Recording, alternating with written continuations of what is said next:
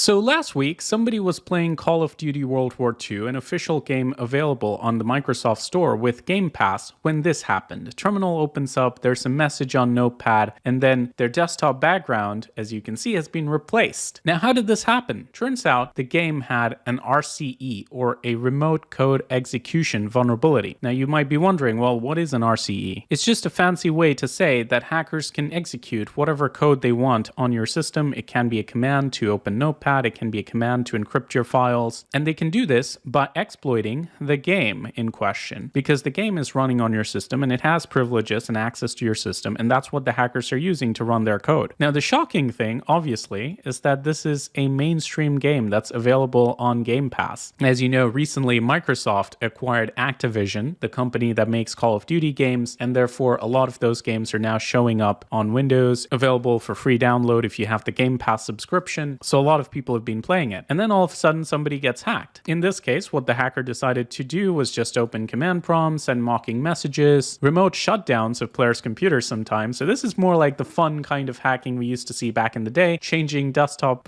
wallpapers to display.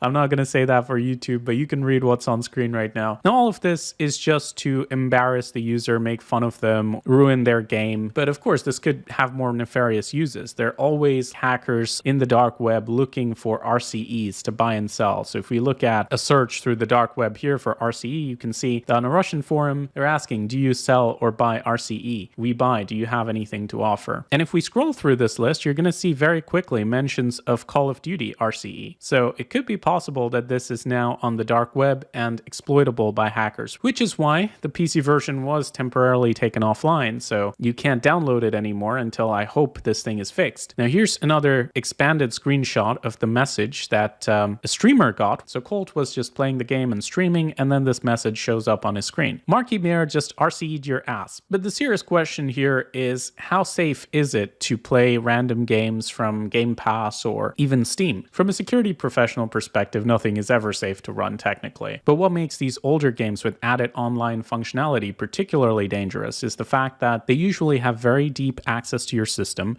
Most of them are required to be run as admin. If you remember games back in the Windows XP days, you always have to give admin privileges to the game. And when a lot of them are being ported over to Windows 11, there's minimum effort being put in by the companies because they're not really invested in the game. They're releasing new Call of Duty, which they want you to buy. This is just a low-level effort to expand the catalog. So they're just doing the bare minimum, adding online functionality without checking for any security vulnerabilities, RCEs, and just posting it. And when you take something like that and suddenly invite the whole internet into it, this is the predictable result. Get hacked. Your PC is now mine. To add insult to injury, look at this tweet. So Microsoft, when they were first notified about this issue, they responded saying this is not a violation of our terms. Because let's be honest, we all know Microsoft Digital Safety and all these report functionalities do not have experienced security professionals who even understand what an RCE is. So yeah, some minimum wage worker somewhere looked at this and was like, not my problem, basically. But of course, eventually the message did get through, the game was taken offline, so you're safe now. But for the future, just keep in mind that if there's an old game that's ported over to PC and it's got online multiplayer,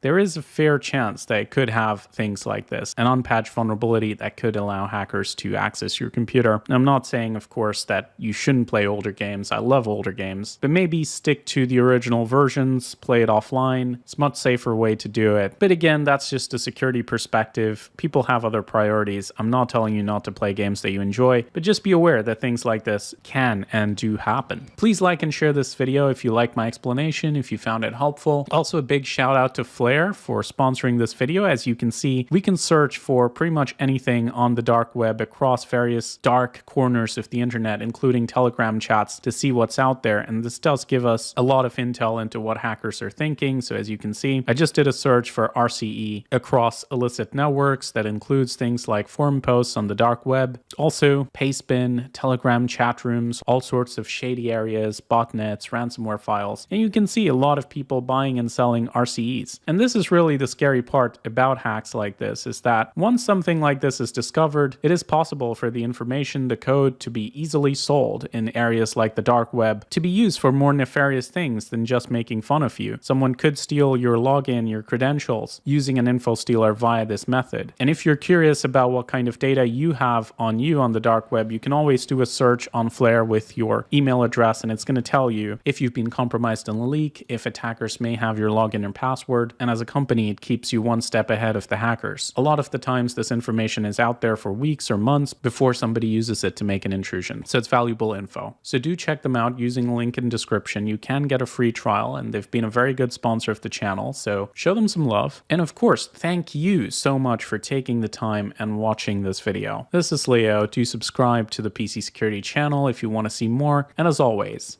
stay informed, stay secure.